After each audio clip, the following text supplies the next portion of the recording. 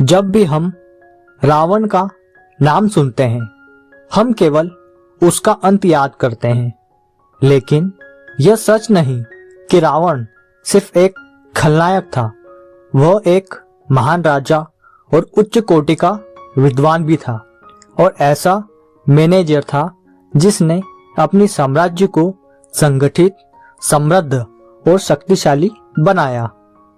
आज हम उसके साथ ऐसे मैनेजमेंट सीक्रेट को समझेंगे जो अगर किसी आदमी ने सीख लिए तो वह न सिर्फ अपना करियर बल्कि अपनी पूरी नियति बदल सकता है। ये रहस्य कहानी की तरह खुलेंगे गहराई में उतरकर, ताकि यह वीडियो पूरा आपको समझ आ सके। तो चलिए दोस्तों, शुरू करते हैं। चैप्टर नंबर 1, ज्ञान का साम्राज्य। सीखते रहना ही लीडरशिप की नींव है। रावण सिर्फ राजा नहीं था, वह 24 विद्याओं और 64 कलाओं का ज्ञाता था। उसको दशानन कहा जाता था क्योंकि उसके 10 सिर ज्ञान के 10 आयाम थे। मैनेजमेंट का पहला नियम रावण हमें यह सिखाता है, लीडर वही है जो सीखना कभी ना छोड़ता। लंकापति रावण का हर निर्णय युद्ध नीति, कूटनीति, वित्तीय प्रबंधन, संसाधन प्रबंधन, घरेलू अध्ययन पर आधारित था।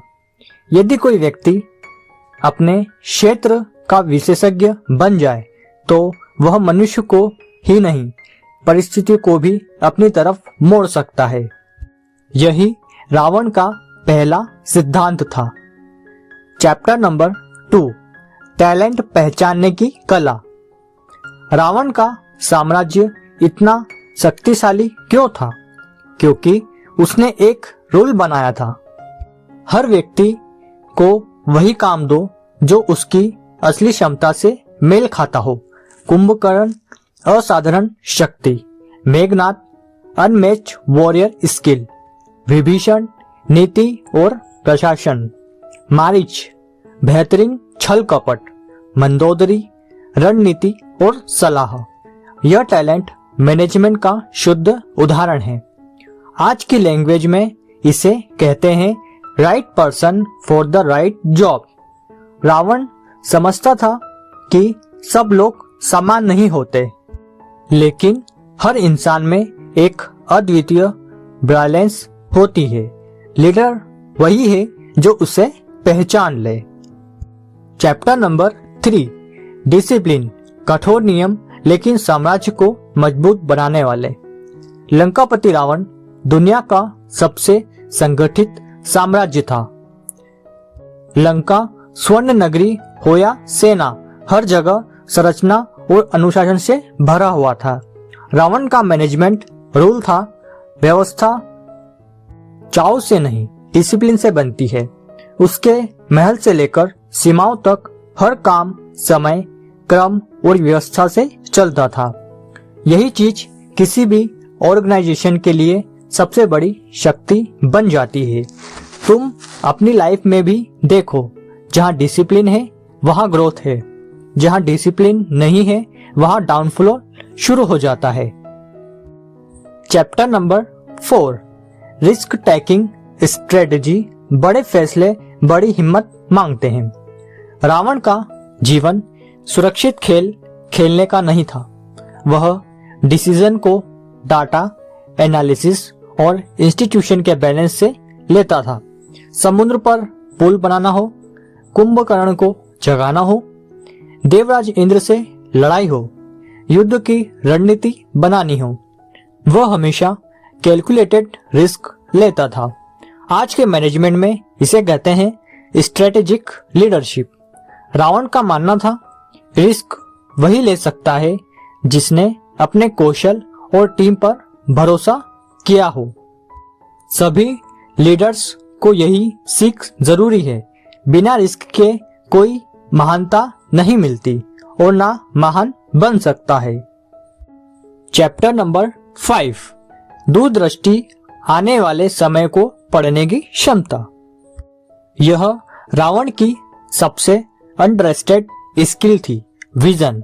एक बार मंदोदरी ने रावण से कहा, स्वर्ण लंका की समृद्धि सीमित है, अगर तुम इसे सुरक्षित नहीं रखोगे तो यह नष्ट हो जाएगी। रावण ने तुरंत डिफेंस सिस्टम, समुद्री सुरक्षा और इंटरनल एडमिनिस्ट्रेशन को मजबूत किया। वह सिर्फ आज नहीं देखता था, वह 100 साल आगे का साम्राज्य सोचता था। आज के मैनेजर्स के लिए यही मास्टर रूल है। A leader don't manage the present, he prepare for the future. Chapter number 6, negotiation and diplomacy.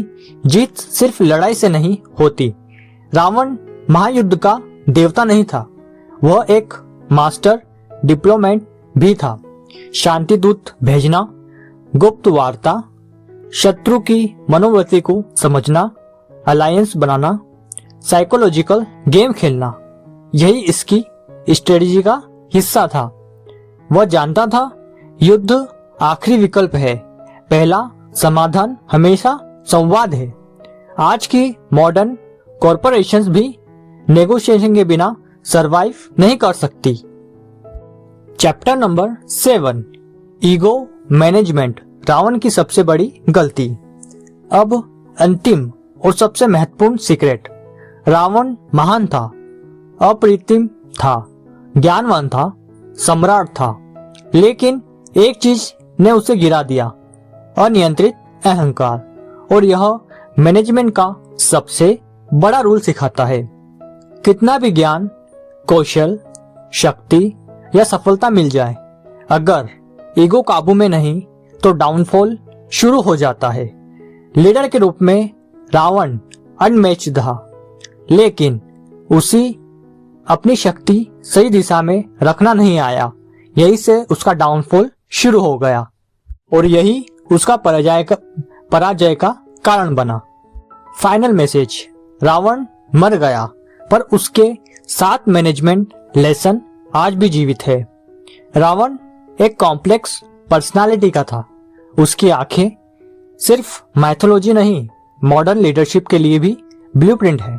अगर कोई व्यक्ति सीखता रहे, लोगों की क्षमता पहचाने, डिसिप्लिन रहे, रणनीति बने, दूरदर्शी हो, संवाद को प्राथमिकता दे, अहंकार को कंट्रोल करे, तो वह अपने जीवन की लंका भी बना सकता है और उसे सुरक्षित भी रख सकता है। तो दोस्तों, अगर आपको रावण के ये 7 रहस्य, 7 मैनेजमेंट सीक्रेट अच्छे लगे तो इस वीडियो को लाइक, शेयर, कमेंट और चैनल को सब्सक्राइब करना ना भूलें। फिर मिलेंगे ऐसी किसी इंटरेस्टिंग वीडियो के साथ, तब तक के लिए नमस्कार।